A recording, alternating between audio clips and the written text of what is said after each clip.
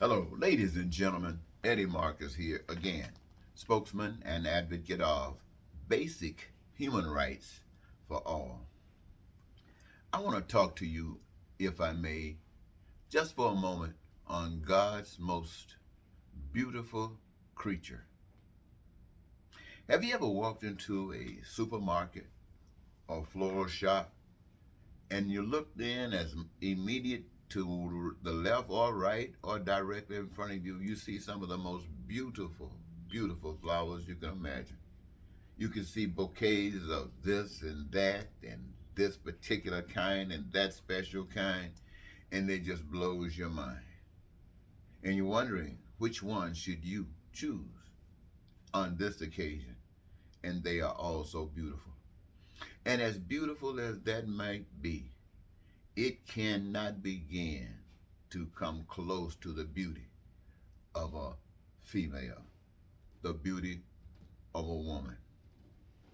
I mean, whoever the creator is had to be at his very best at that point in time, because it doesn't matter if they're short or tall, if they're skinny or fat, if they're young or old.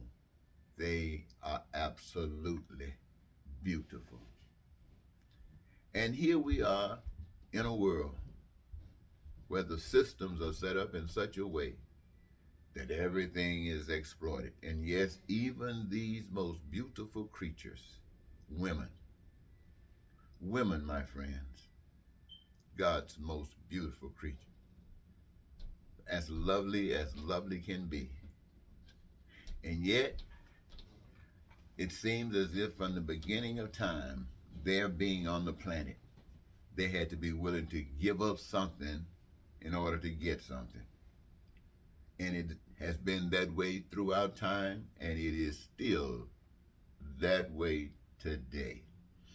It's exploitation of these beautiful creatures. Yes, the system says that you can exploit, right or wrong, get caught. If there's a law against it, you got to pay the price.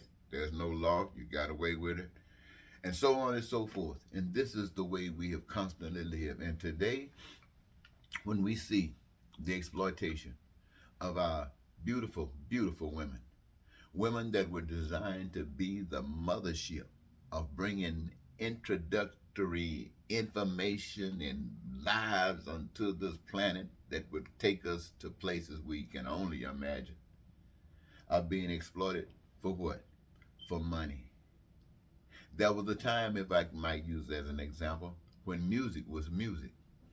You can listen to the songs of yesterday and they would just blow your mind. And if you watch any video, if there happens to be video, it is just as contagious. But if you watch it today, you wonder what is happening. Are they selling music or are they selling sex? Because all you see is sex. And most guys who watch videos are watching it for the sexual value. Women, I don't know, I can't speak for you, but you probably do it for the same. Nevertheless, there are those of you who are listening for the value of the lyrics. But if it wasn't for the exploitation and the advantage that you get from the sex, they wouldn't be doing it. And it is everywhere. I look at my sisters. The first, when you had to share the couch to get bread, share the couch to get a place to stay, share the couch to make it from day to day. When I think of the brothers who got exploited because life dealt them a low blow, and somebody came in and said, well, do this, it can make you some money. And they made money for others while they did time and are doing time. And when it became uh, legal to make money, then those who were making the money before are still making the money. And those who were going to jail, many of them are still there for the same things that are legal today. So I'm saying to all of those of you who've had to exploit, who've had to lie to survive, who've had to cheat to survive, who've had to sell your bodies, men and women, prostitutes, gigolos, all of you who've had to find yourself doing some crazy stuff, and you don't care how crazy people say it, they were or is. You found yourself saying this is the choice that's going to work for you, and you did it. I want to say there's a way that you don't have to do it. There's a way that you can be pure as anybody else. You can walk with your heads up high. You can walk feeling good about yourself, comfortable about yourself, because you are a contributing factor to this life on the side of society. And not only do you contribute, you're needed, and people want you, and people help you. We help one another to be above the fray of being evil.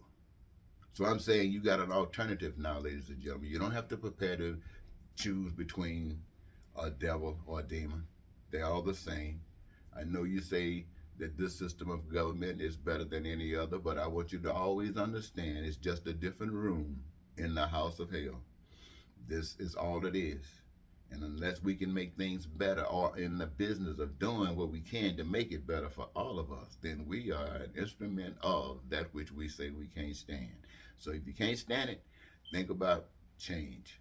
This is, ladies and gentlemen, a statement about a different campaign, a campaign where you, the people, take back your power and you direct what you want in this life, and take it out of the hands of those who will tell you one thing and lie to you before your eyes, your ears, and your face, and expect you to act like none of it happened. That day can be over if you say so. The choice is yours. Until next, bye-bye.